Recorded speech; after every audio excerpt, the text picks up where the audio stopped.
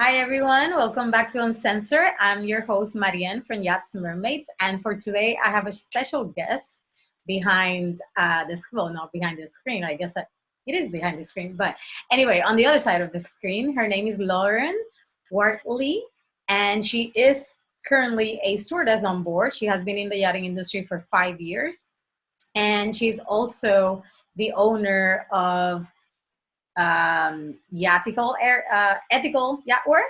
Anyway, let her say the name. Hi, Lauren. Thank you for joining us. How are you?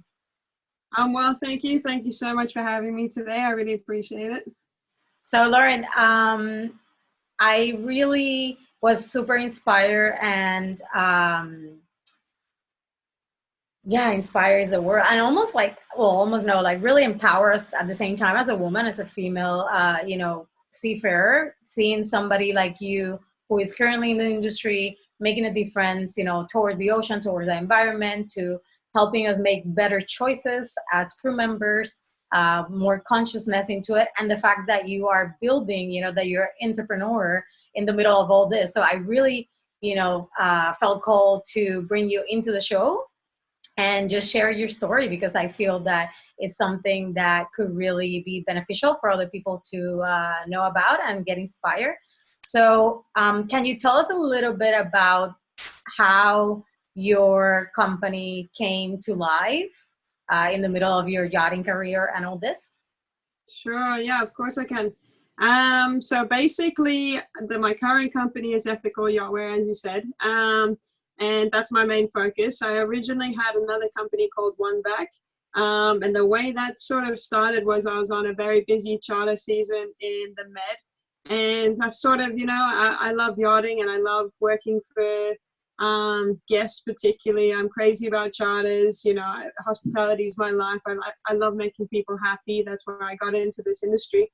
And I think, but at a point there, after a couple of years of yachting, I decided that, like, there's a lot of opportunity in this world, and I wanted to create something of my own. You see all these wealthy people and successful people on boats, and for me, it was just important to try and, do something for myself as well. And so initially, I was working on very busy charter boats. Sometimes I'd have 2 hours breaks each day, back-to-back season. I think I worked maybe 163 days in a row, something like that, with no day off. And every time I got a 2 hour break, I was like, okay, so I was thinking, and I was listening to podcasts and reading books and thinking what I was going to do. And at the time, the shoe company called Tom's originally came out and became quite famous. And I thought, wow, that's a really cool concept. You buy a pair of shoes and you give one back. And so I wanted to recreate something similar with a similar business model. And that's where I came and I created One Back. And that's predominantly based in Australia. For every t-shirt we sell, which is a surf style t-shirts, kind of snowboard, surf, ocean orientated t-shirts with my branding. For every t-shirt we sold, we would collect a bucket of plastic out of the ocean. We also contribute to a company that pays poor people in poor nations to pick up plastic. And when they pay them, they're reducing poverty at the same time the plastic's being collected out of the ocean. So it's a really cool company that we found, and I really wanted to fund them in any way I could. So originally, I did this with One Back, and then I was on the boat I'm actually currently on at the moment. I've been on this boat for about a year and a half. So I'm going to cut you off real quick. As you're telling me all this, you are literally busy as crazy on a charter boat. And this is where actually the One Back company business actually started. It wasn't something that you had previously before you joined yachting. It was literally created in the middle of a crazy season. Yeah. That's how it all I just have that burning desire that I saw, these successful people and all the charters, and I was like, wow, these guys have really made an impact in whatever industry that, they work in or they came from, and I just wanted to do the same. I was like, well, it's my time now, even though I'm in the, middle of this crazy, haven't slept for days, maybe being that, sleep deprived, maybe that's what caused me to be so crazy and try something like that, but it seemed to work. So no, I was really, really happy with that. And I pursued One Back for a while. It's still running now, but I got really lucky when I put an article in Dock Walk, and I contacted the editor, and a friend of mine had gotten the editor's card and said to me, you know, why don't you do an article in Dock Walk about One Back, because it's ocean orientated, you know, it's environmental. And I kind of put it on the to-do list, and, you know, with a small business and then a busy charter boat, there's a lot of things to do. And I put it there for a while. And then after some time, I thought, you know, I really should contact them. That would be really, you know, really good if it worked out. I got in contact, and they were really happy with, you know, the concept of my business. We did a big article in One Back in Dock Walk. And then I fortunately had a couple of boats, one particular big boat, but a couple of boats contact me saying, hey, how do I get your t-shirts with our yacht logo? And I kind of, you know, I didn't even think about it too much. I really just thought, well, what about my brand? You know, all my t-shirts come with my brand. I was, you know, a little bit, you know, that was my kind of project. And then, but I thought about it, you know, well, like the industry, it could use an awesome change to a more sustainable option for uniform. And with a couple of, you know, days just thinking about it, I thought, wow, you know, this could be a really cool thing. So I said, yeah, of course I can put your logo on my t-shirts. And then I just made it all work. You know, I looked at the logistics, I found the t-shirts. I actually produced a larger number of t-shirts for boats straight away than I ever had for my first brand. As you're talking, I have so many questions like coming in my head. Yeah. So I'm just gonna be like cutting you off every time I can. Sorry. Every time.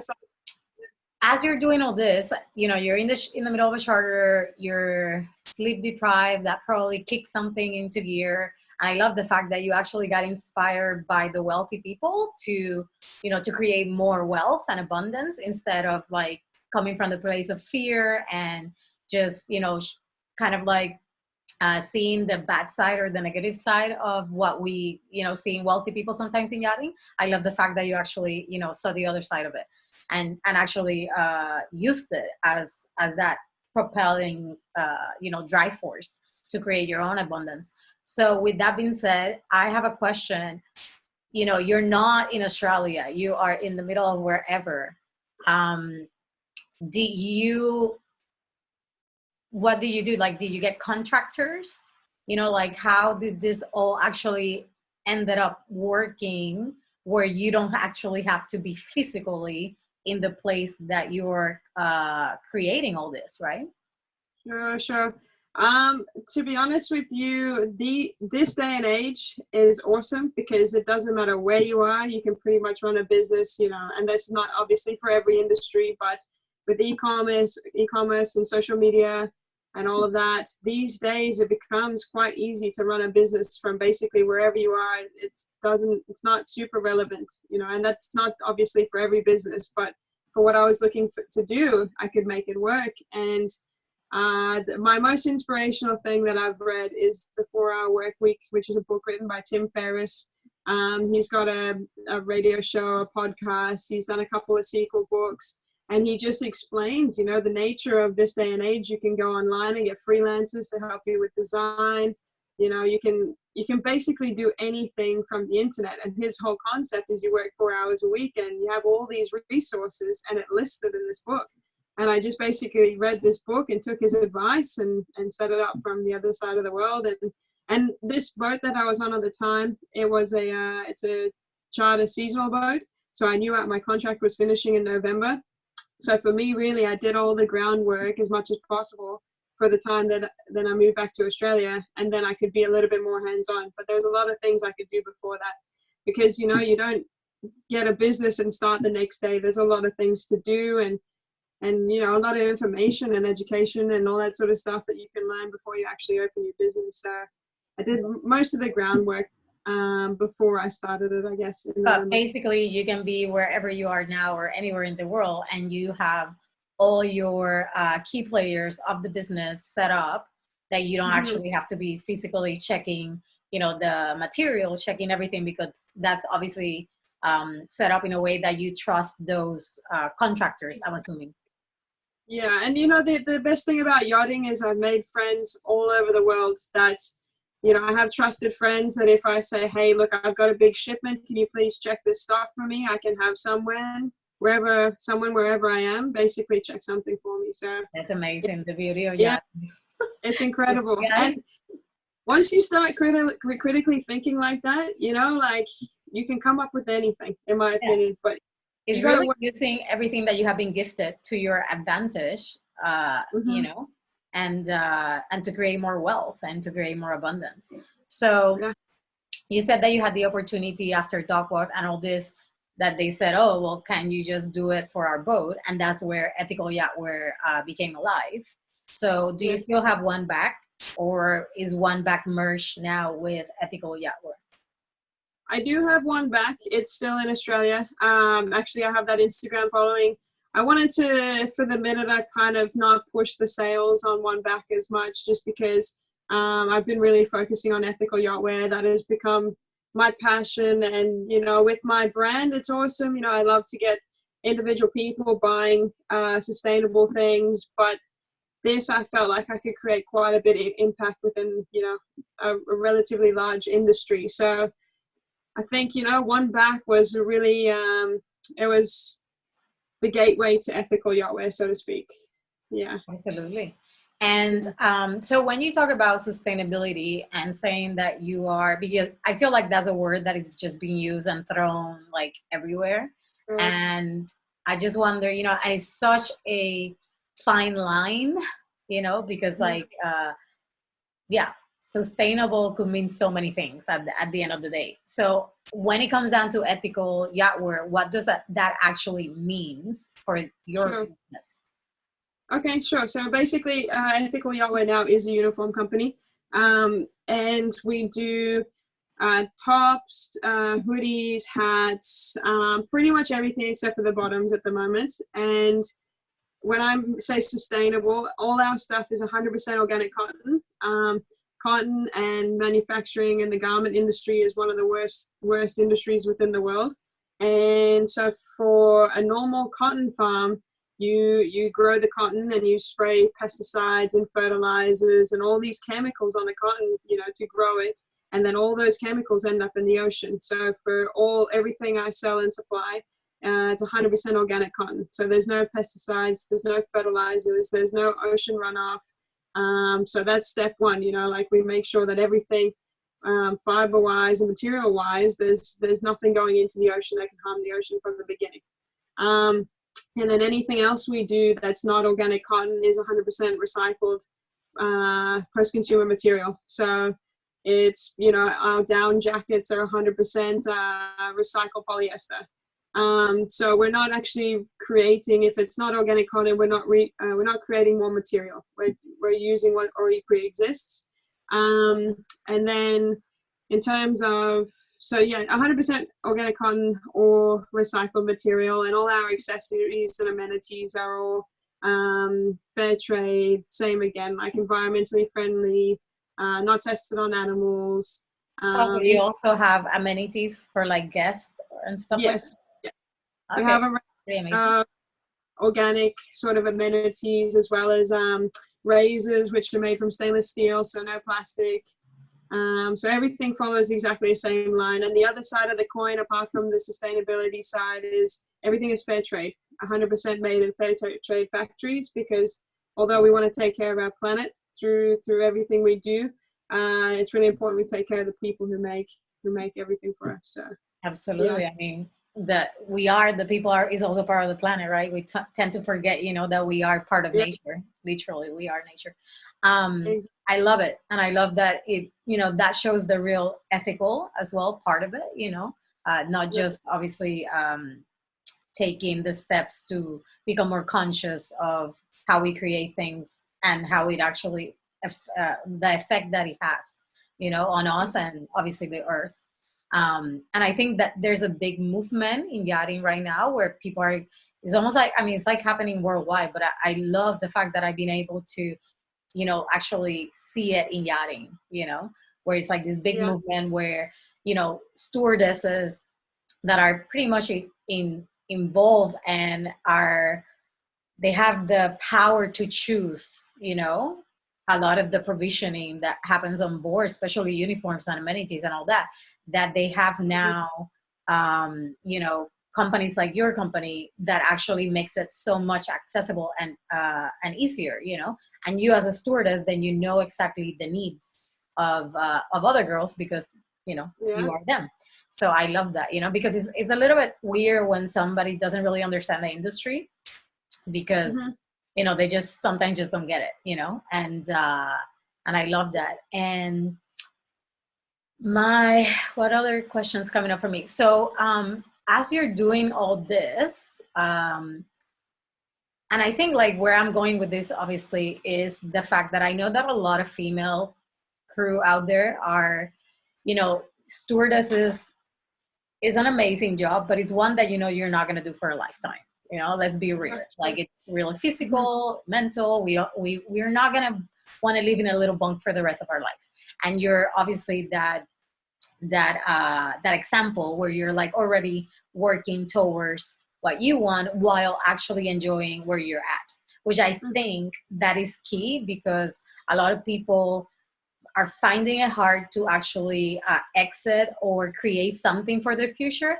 And I see it over and over. And for me, it's like, until you're not happy where you're at, it's going to be really hard to create more of what you want. Of And I course. think that is Exactly where right. you're at, and that Yeah. example that you're giving us, that is like, I'm happy where I'm at as a stewardess, but I still want more, and I'm creating that, and Yeah. that passion and that flow Hmm. is just there. It's abundance, and it's actually flowing in harmony to give you more of what you actually want. Um, Sure. Sure. I think, so honestly, I yeah, think yachting is the perfect opportunity to do something for your future, because whether you're on a back-to-back charter season, and maybe you can't set up a business and you can't study then, but you're saving the money that you could set up a business and study. Or if you have a more relaxed schedule, you can study a degree, you can build a business, like, there's so many things you can do if you want to do. And look, everybody is different and everybody's happy with the way they do things. But if you're interested in doing something else, I think it's a perfect opportunity to do so when you're a stewardess. absolutely. So talking money, um, how much have you had to invest financially for this to actually take off? Yeah. Yeah, it's just kind of like I'm just wondering. To be honest with you, in terms of money, very little. Purely because I hire somebody who helps me with all my marketing, my website, everything like that. But as I said, within that 4-hour work week book, they gave you a lot of resources which you can explore. And honestly, you don't need a lot of money these days. This big marketing budget, now that you have Instagram and Facebook, that you don't need that, in my opinion, in my experience. In terms of stock and everything else, I kind of had a good flow on stock already through one back, and then it kind of I make everything to order. So I'll do every order, and then if a boat pays me, and then I'll get their order ready, or I'll get their order ready and I get paid. So I've gotten into a system at the moment where I actually haven't had to invest a lot of money, to be honest with you. Okay, and where you're saying you haven't had to invest a lot of money, like, are we talking you haven't had to invest 50 grand, or are you talking you haven't even have to invest 10 grand? Like, Not what's kind of like the not number? not even 10 grand. Not even 10 grand. Okay, so No. you guys, like, seriously, this is it. And I love that, because I'm in a place similar to you where I have created my own business uh, for the yachting industry to give back to them. And Hmm. like you do, I also give back to ocean cleanup and other different partners that we have. So everything that for me, it's like, when you invest in yourself, you should, it's like changing the world. That's like our motto, kind of thing.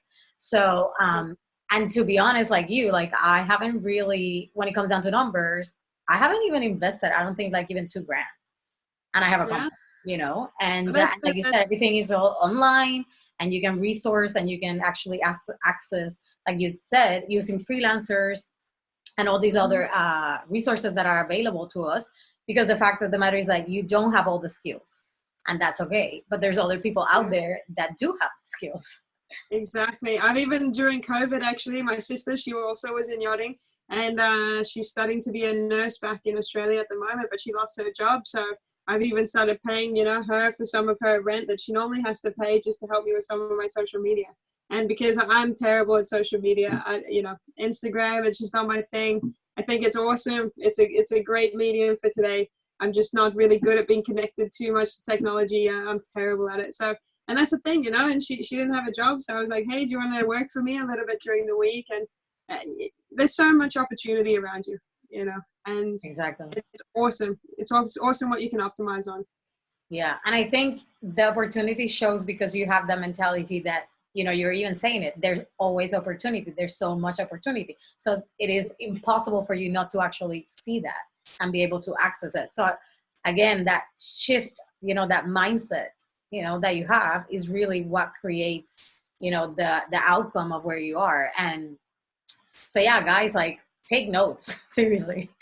This is like a And massive.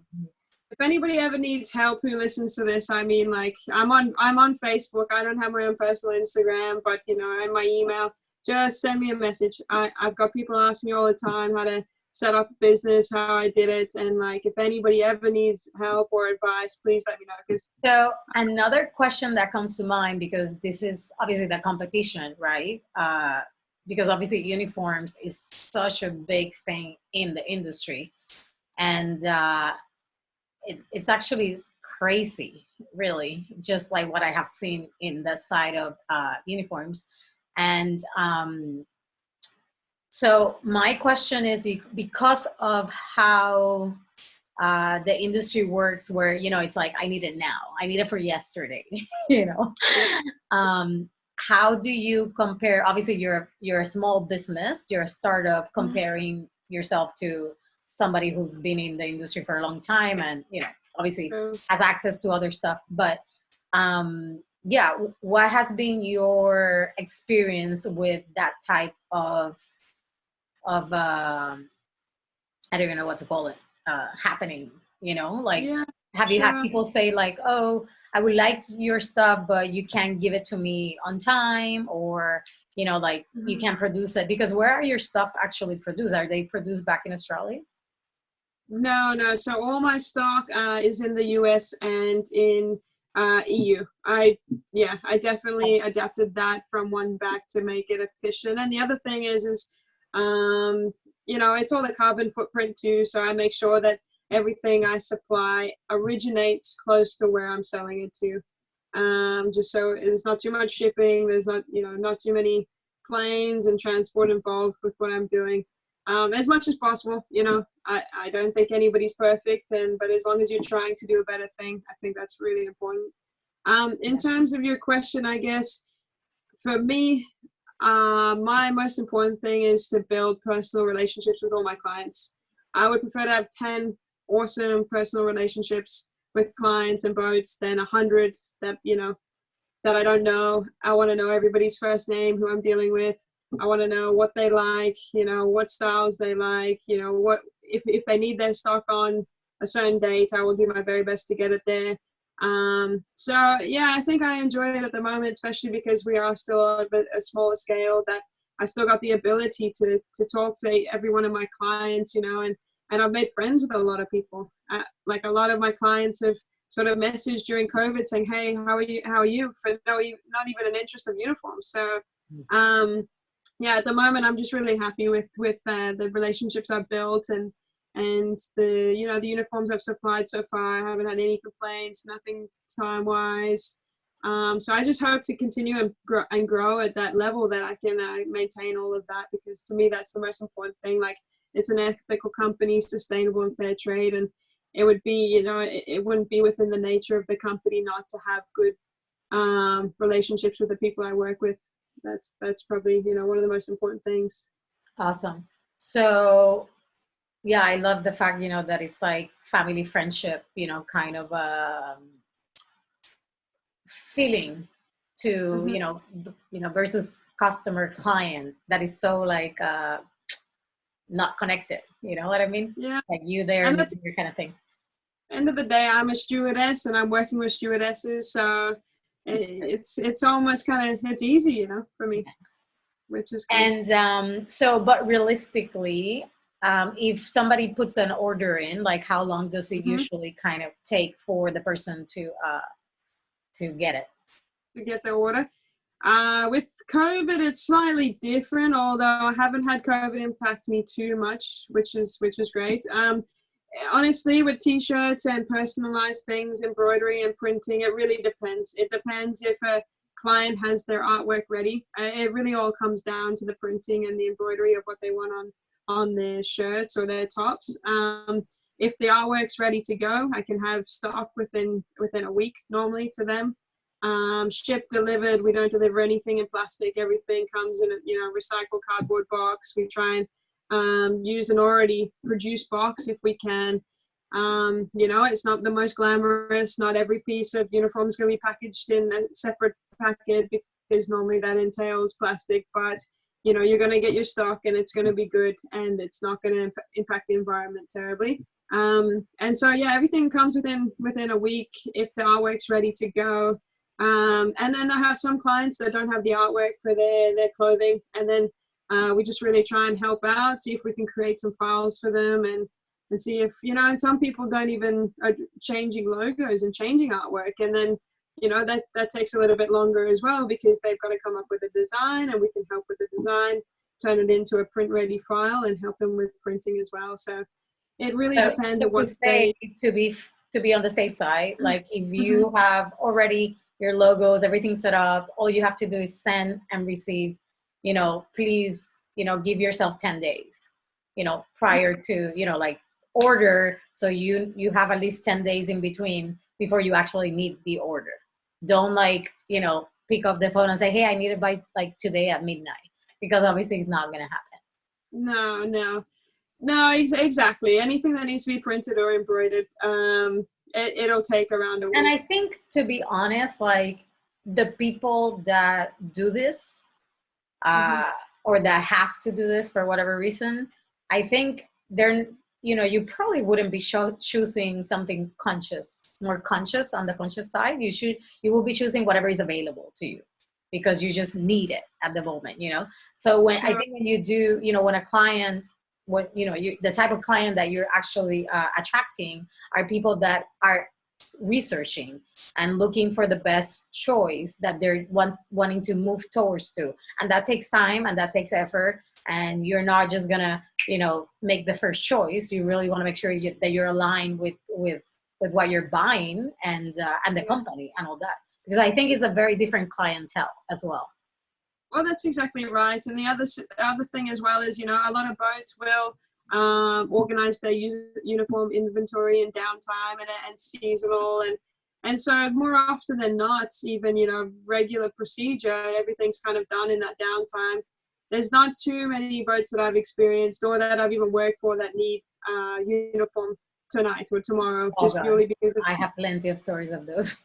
okay. Well, yeah, I've gotten lucky so far, but yeah, I just find that there are some clients that, especially because they're moving, they'll be in Holland one day and the next day where they're going to Palma, and they need it more of a situation where the boat's going to move rather than they need it for actual use. So if that's the case, we do everything we can to try and get it there as soon as possible. Awesome. Yeah. And what else is coming up? I don't know. I'm just super excited. I actually met you on a trash cleanup beach Yeah. day thing, and Yeah. we didn't really talk a lot, but there was some energy exchange there, and I definitely felt definitely called to have you on the show, and I'm glad I did, because now that I'm really getting to know the backstory and all that, it's I'm even more inspired and more empowered, and Yeah. so yeah, I don't know. I don't have any more questions that are coming up for myself. Yeah. What is there any advice you want to give to other stewardesses that may be thinking, that they want to do something but that are not sure, or yeah, just like Yeah, I mean, yeah, actually, touching on the beach clean, I'm always organizing beach clean. So anybody who's listening that wants to be part of a beach clean, get in touch with me. Obviously, COVID, we don't have the biggest opportunity right now to go clean up the beaches. But as soon as this is all over, I'll be back on the beaches cleaning up. So, and in terms of advice, you know, like if you have something on your mind, just put the steps in to do it. And it doesn't have to be big steps. There's no pressure. You don't have to take over the world tomorrow. You don't have to finish your degree tomorrow. But, you know, there's something little you can do. And to me, that's what keeps me mentally stimulated. That's what, you know, when I spend 8 hours in the laundry room, that's not my future career, but at least I can be thinking about something. I can be thinking about how cool it will be to, you know, we've pulled 2 tons of plastic last year out of the ocean, which is the equivalent of 100,000 500 ml bottles, just through uniform sales. And, you know, when I'm standing in a laundry room for the 8th day in a row, you know, I'm thinking about that 3rd ton of plastic that I can help pull out of the ocean. And that's what keeps me going. And, you know, and I love it. And my advice to everybody is just baby steps. You know, there's been times that I've been like, oh my goodness, you know, like I want this tomorrow and I want to be the, you know, take over, you know, the industry for environmental impact and do the best thing I can. And, you know, I want that tomorrow, but it doesn't happen like that. And you end up putting too much pressure, stressing out, and actually not doing as much as you could effectively at all. So my advice is, you know, one thing at a time, half a step at a time, and you'll be progressing. And it'll, as soon as you start the motions, it'll come into play. Like you just have to start the motions. And as I said before, anybody who has, even if it's nothing to do with uniform or the environment, like anybody who has any questions or has anything on their minds that they want to do and they don't know how to get started, I'm more than happy to help and, you know, give some advice or anything. So awesome. Yeah. And yeah, you guys will have under the video how to contact Lauren. And yeah, I love that, you know, like I have my motto, whatever, however you say it, is progress, not perfection, you know? And I think that is the key to anything in life, really, you know, just keep showing up, just taking that little baby step. And then all of a sudden you look back and it's like, oh, wow, that was a huge jump. And I didn't even realize I did that big jump. Yeah, and good things always happen when you start. If you're not starting, nothing's going to happen. But I always find every time I start, and I always think, oh, wow, good karma. And it's not even really good karma. It's just the fact that, you know, you put the motion in play, and good things are always going to happen if you try, I believe. Exactly. And it's, you know, there's always struggles, but the struggles are also part of the building blocks, you know. Oh, absolutely. Yeah, I had a massive HR struggle when I started my business. And that was like, I wanted to quit. And I took that energy and literally created more out of it. And that's how like the whole female support platform actually came to life, because it wasn't even implemented at that time. So yeah, it's just a matter of how you perceive and how you want to propel yourself with the opportunities or challenges, which are literally opportunities that come your way. I always say it's fuel for the fire. Exactly. Yeah. Awesome. I am so happy that we got to do this and that we're sharing your story. So guys, know that anything is possible as long as you take action, because if not, it's just a thought. So if you want to learn more about Lauren, contact her under the video, and you can follow me on Yachts Mermaids.